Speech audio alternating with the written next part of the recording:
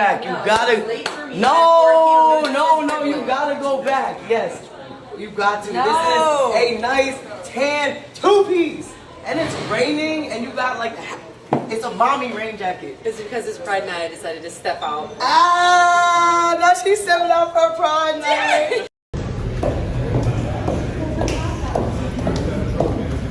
Happy Pride game. Happy Pride.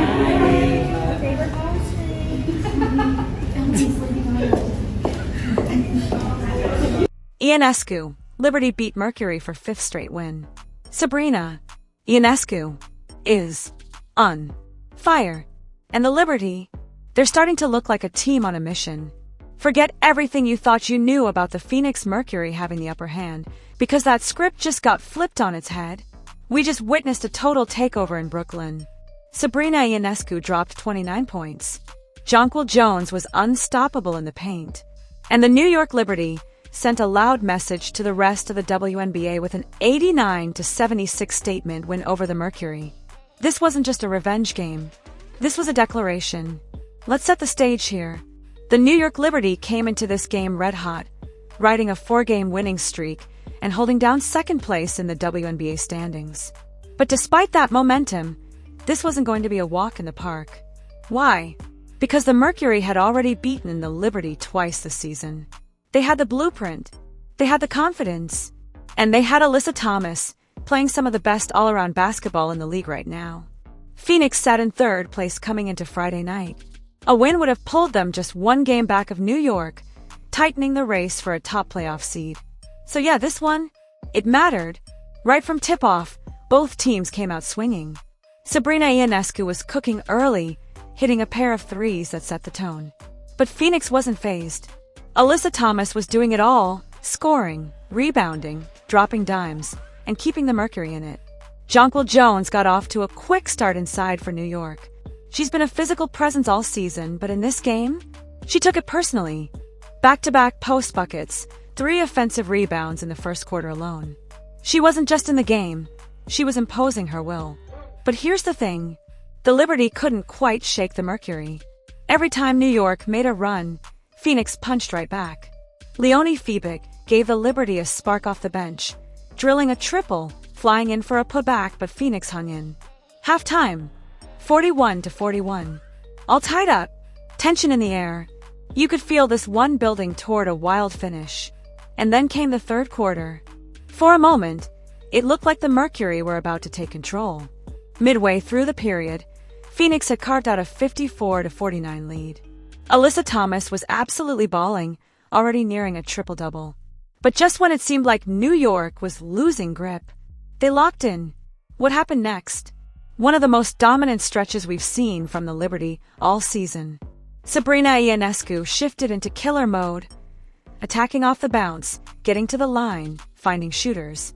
Then Jonquel Jones capped an 18-5 run with a ridiculous fadeaway jumper right before the buzzer. Splash! Liberty 67. Mercury 59. Barclays Center was on its feet. Momentum? Shifted. The 4th quarter. That was all she wrote. SABRINA IONESCU came out and said, "This game's mine." First 5 points of the quarter, hers. She was slicing through defenders, pulling up with confidence, and dropping dimes on a string. And suddenly, the Liberty were up 82-64, their biggest lead of the game. And Phoenix never got closer than 10 again. The final score, 89-76, doesn't even tell the full story of just how dominant New York was in that final stretch. SABRINA IONESCU, 29 points, clutch AF. She's not just a shooter, she's a leader. Her ability to sense when her team needs a bucket? Next level.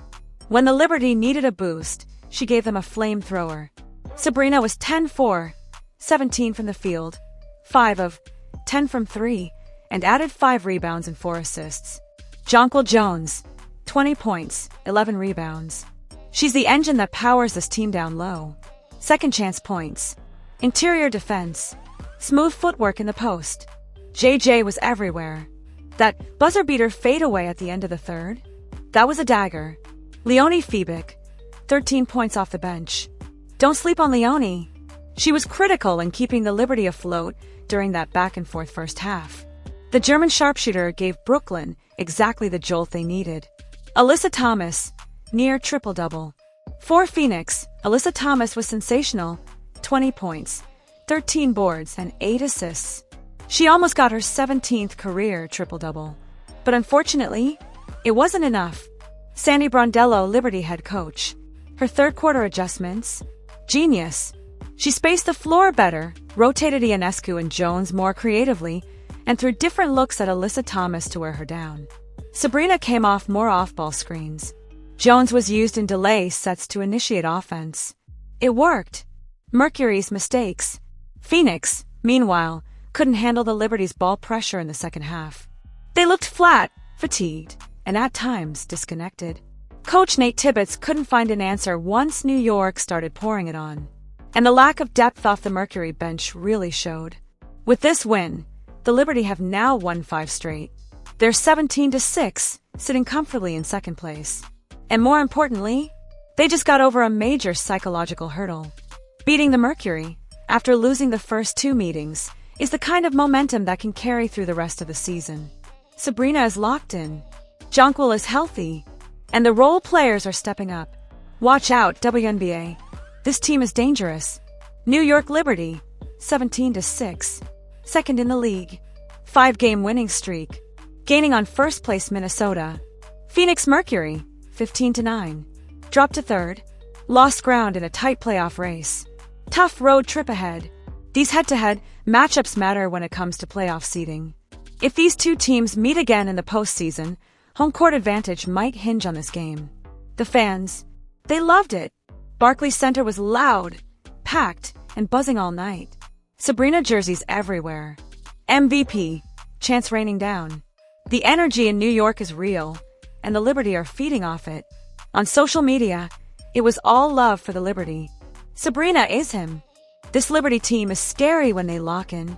Jonquel playing like a finals MVP again. That third-quarter run? Legendary. Even WNBA legends chimed in on Twitter, praising the adjustments and ball movement from New York. Next up for the Liberty, they'll hit the road for a tough matchup against the Connecticut Sun. That's a potential playoff preview right there. Next for the Mercury, they'll face the Dallas Wings, a gritty team with something to prove. Both teams still have a lot of work to do. But tonight belongs to New York. So what do you think?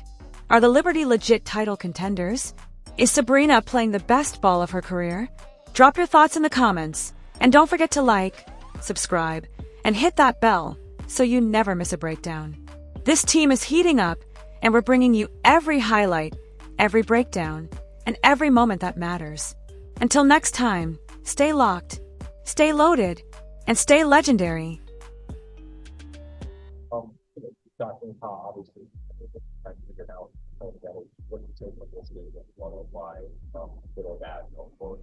Yeah, I mean, they're still trying to get their game legs back. Of course, we have many restrictions as well. So, yeah, I mean, I think this game was better than our last game, and we just got to continue to build on it.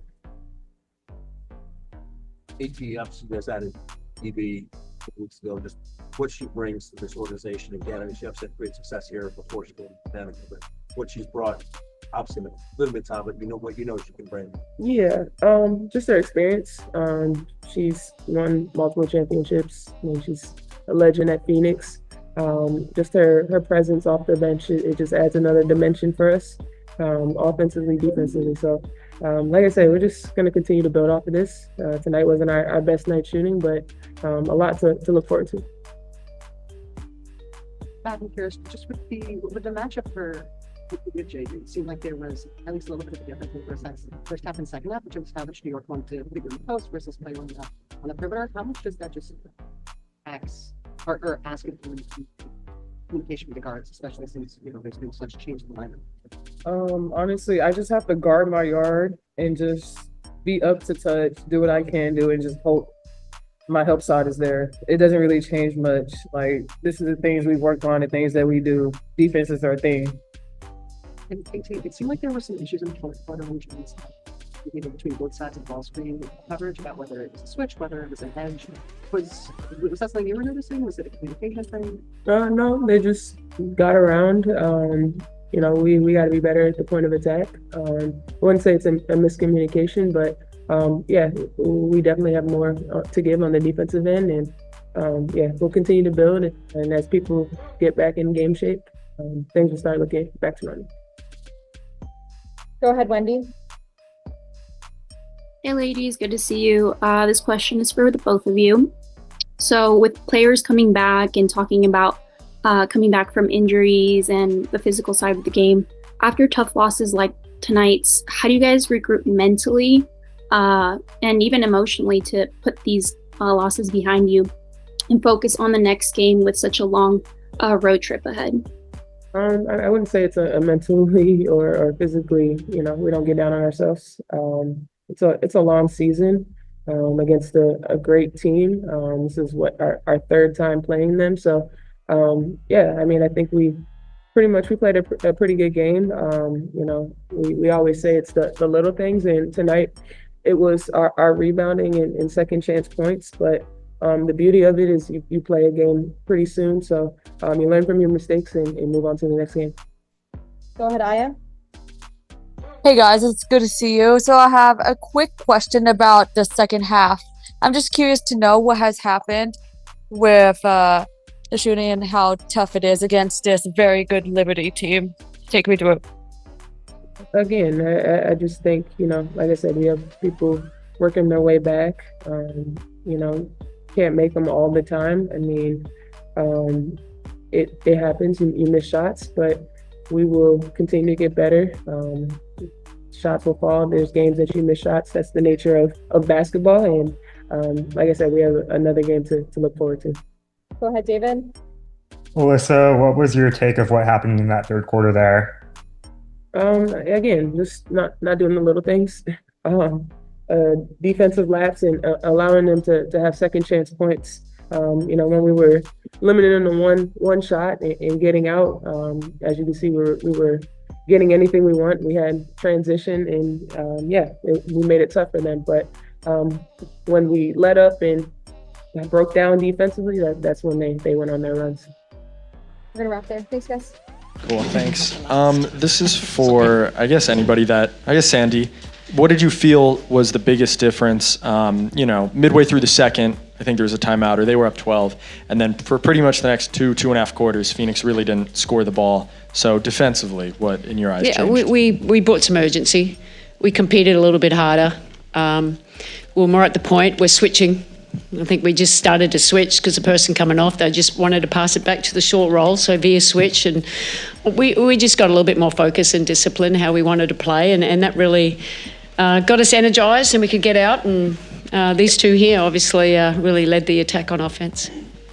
Sabrina, to follow up on that, about you guys leading the attack on offense, midway through the third quarter, you guys had only scored 3 points, and you take that time out, and then you come out and you score 6 of the next 9, including assisting on a layup 3.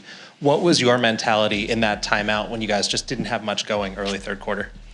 Yeah, I mean, I think we came out a little sloppy, and that was kind of the moment where we got into that timeout and we're like, all right, we can't do this. Like, we can't play that game. And I obviously had turned the ball over a little bit and just rush some shots. And so I think it was kind of a regroup moment to be able to come back and know we got to take care of the ball. We got to get good shots because we were getting really good looks. We just weren't really executing. And obviously, I think once we got going, we saw a few go in. The momentum went in our way. We were getting stops on the defensive end. It just kind of opened everything up offensively for us. Sabrina, Leo leads the league in efficiency as a scorer. She also is one of your guys' best defenders. Today, she gave credit to you and Brianna being reasons why she's able to get so many good looks. But I guess I'm just curious, do you think that she's one of the more underrated role players in this league? Yeah, I mean, I don't even know if I'd call her like a role player because for us, she's a huge player, not even really a role player. She's a key piece to why this works for us. I think everyone was able to see that when she was out because of how effective she is when she's on the floor offensively and defensively. But she's just so smart. She plays the right way. She takes the right shots. Obviously, she's willing to do whatever it takes on the defensive end to guard the best players and to do the dirty work and never complains. And for us, she's like an A+ teammate to have on our side. And it's amazing to see how the entire league has kind of just given her the recognition that she deserves, because, you know, she came in as maybe people didn't even know who she was and a little bit underrated. And now she better be on everyone's scouting report. JJ, I'm curious for you. Did you feel like the team was sped up to start the game? And if so, how did you feel like you all were able to sort of settle down and then exploit the Mercury's defense? I wouldn't necessarily say we were sped up. I think we took some quick shots, and I don't think it was anything that they did to speed us up. I think we just, you know, took some poor shots and made some bad decisions early on instead of just getting into the flow of the game. I think we just settled into it, allowed the ball to move from side to side and let it find energy, and we were able to settle into the game. And Sabrina, for you, you know, the team started out shooting, I think it was 26% from the field, but then by the end it ballooned to 42. I guess just when the shots weren't falling, especially you all started the game down, what was it, like 10-0? How would you say the team found its way offensively, even when the shots weren't going? I mean, we trust in each other to make those shots, and obviously, you know, I think you're going to have to take them, you know, especially as, you know, we have so many great shooters around us, and sometimes they go in, sometimes they don't. But I think our ability to be able to understand, all right, the ball's not going in right now from the three-point line, let's find a different way. And for us, that was, we got to the free throw line and we got paint touches. JJ was huge, a huge part of that. We had some back cuts and layups. Transition offense was really good for us. And then when you're flowing like that, you get to kind of get those open looks, and you know, the law of averages, it always kind of evens out. And so for us, it's kind of trusting in our shot, but then knowing when there's a different way that we can execute to get easier looks to then be able to hit those shots when we need them. JJ, I feel like it can be kind of a cliche when people call like a regular season game a playoff like game. But you know, this one, Nate said pregame that this was like a measuring stick game for them. And then for you guys, obviously there was like playoff tiebreaker implications for you guys winning. Did you feel like this was a game that, especially in that second half, where it kind of took on a new level of importance getting the job done? I mean, we understood how important it was. Like, they've beaten us 2 games in the past now, and I think we have 1 more game now left for them, with 2 before the game. So we understood that if it came down to it, like, it would be a tie break, and so we wanted to come in and focus. And also, we kind of felt like they got the better side of us when we played them the last time, and we weren't, at full strength. And so we kind of wanted to come out and kind of set the tone and, just introduce them to us at full strength. So it was an important game for us. It was definitely a physical game, and both teams really wanted to win, but I wouldn't really call it like a playoff vibe yet. Hi, everybody. This one's for Sandy. Even when you guys were down 12 early, it felt like there wasn't much sort of panic with the group, and the process felt kind of sound. Just in the early stages, how do you think the group sort of was able to hang in and then sort of expand on their process throughout the game? Yeah, no, I 100%. I think we knew we weren't playing so well. We were throwing obviously different plays in there, but there was no panic at all. It's like, okay, it's early in the game. Okay, get back to what we need to do on both ends of the floor and executing it. And things were too easy. JJ talked about we're taking quick shots. We weren't kind of moving the ball, which is what we do when we're at our best. But we just hung in there. I know I'd go into the timeout, they're going, we're good. Yeah, okay, good. Let's go. Let's play a little harder, a little smarter, and get this thing going. And we did. Coach, real quick for me, Kennedy Burke's defense tonight, particularly on Alyssa Thomas and Satu, any switch, just your thoughts on how she defended tonight? Oh, she was great. Huge. Great. Her defense continues to get better and better. We know she's a great offensive player, and she's got a lot of confidence, and we have a lot of confidence in her. But defensively, she's so versatile. We like the big lineup. I mean, we went a little smaller tonight, but she can guard, big fives, she can guard smaller guards, and she's committing to it, and it's great to see. One for Coach and one for JJ. First, Coach, SABRINA IONESCU tonight had 8 assists. She now has the 5th most games of 8 assists since her debut in 2020. In the top 5 are Courtney and Natasha Cloud, who you've had the opportunity to coach. What are some traits that you've seen that make SABRINA one of the game's great facilitators? Yeah, I mean, she's always been great at this. I mean, her greatness just continues to grow with what she's able to do. And we know she can shoot the ball. You see what, the range that she has, but putting her in the pick and roll, the vision, the backdoor passes to Stewie, the great little bounce passes to JJ. She just, not all players are great passers, and there's some elite ones, and I've coached some great ones in Diana Taurasi, and SABRINA's right up there. I just think with their court vision and just finding finding people for easy shots says a lot about her game and how she continues to expand it. And to JJ, you've been here in New York for a relatively short time, but in that time you are now currently top 10 in Liberty offensive rebounds, defensive rebounds, overall rebounds, and blocks, and a finals MVP. So for you to kind of create that legacy in such a time, how was it for you? I mean, just coming here, I wanted to make an impact. And I understood that, I was going to be able to play with great players. And, I'm just happy to be able to do that and say that we got a championship. But obviously, we're not satisfied, and we understand that it's a new year. But I'm really happy so far with how my career has been in New York. Sandy, could you speak on the crowd today and how important and how big of a part they played when you guys were down early?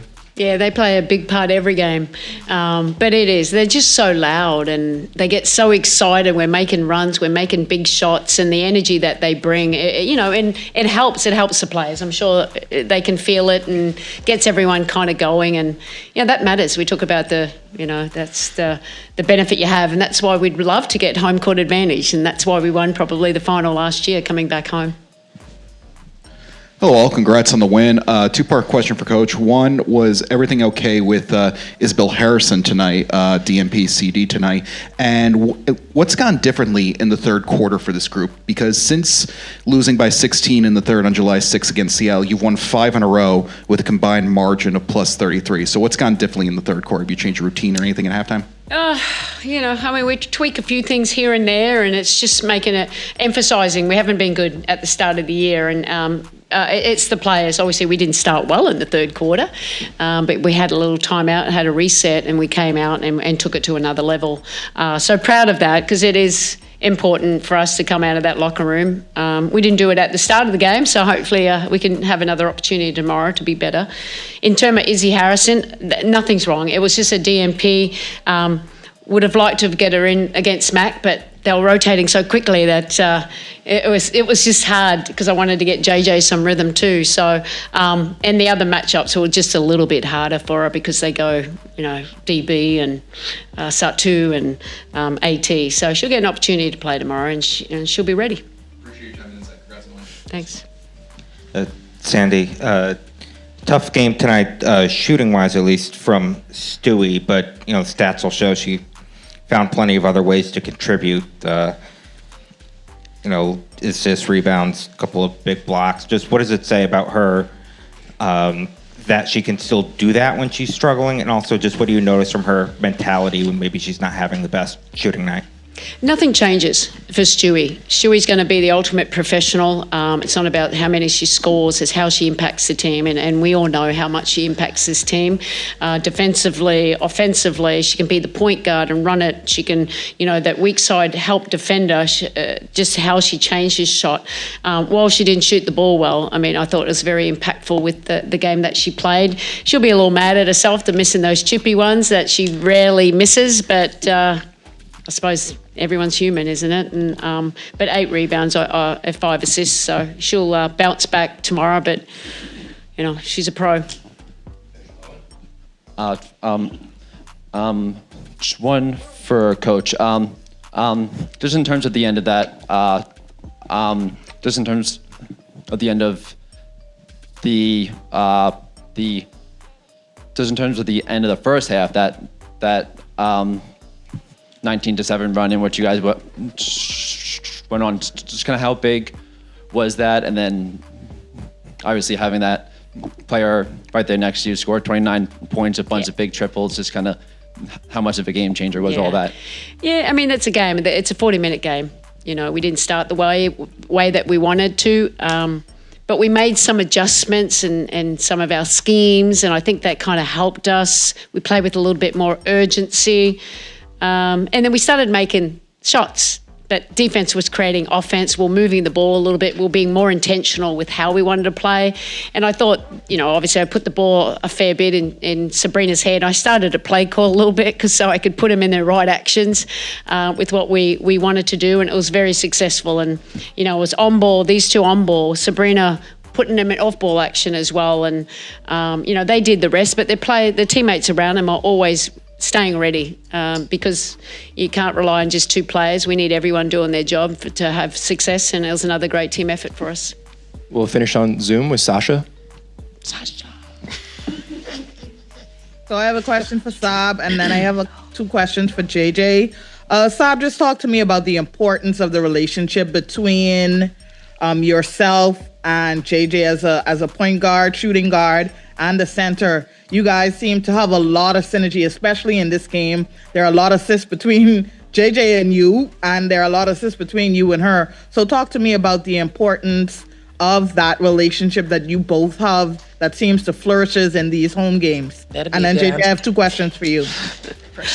I mean, for me, that's probably one of the most important relationships that you have to have as a point guard is with your post player. And from the moment that she got here, we've been working on, you know, that synergy and chemistry on the court of finding ways to help one another. And, you know, obviously it doesn't go unnoticed all the assists JJ could be having for me with the screens that she sets. And, you know, her passing ability, that, you know, we all know that. But I'd say for me, obviously, as a guard, like, her screens are what get me open. And, you know, in turn, I have to be able to continue to make plays for her coming off that pick and roll.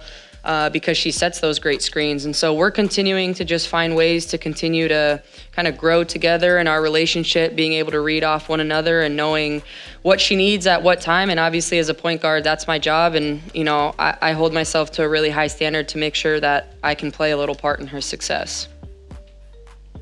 And then just for JJ, talk to me about that the end of third quarter buzzer beater, and then just tell us how you're feeling during your second game back.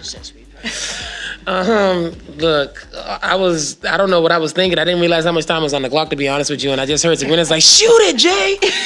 So I'm just like, shoot it.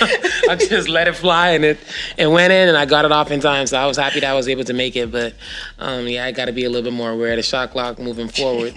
What was the other question? Oh, I feel good. You know, I feel really good. Obviously, I got a little bit more minutes today. Felt a little bit more winded, but that's a part of it. You know, like, you can only simulate so much of conditioning and individual workouts and trying to come back from an injury. So for the most part, I feel really good though. Like, my ankle isn't bothering me at all. Thanks, everyone. Thank you.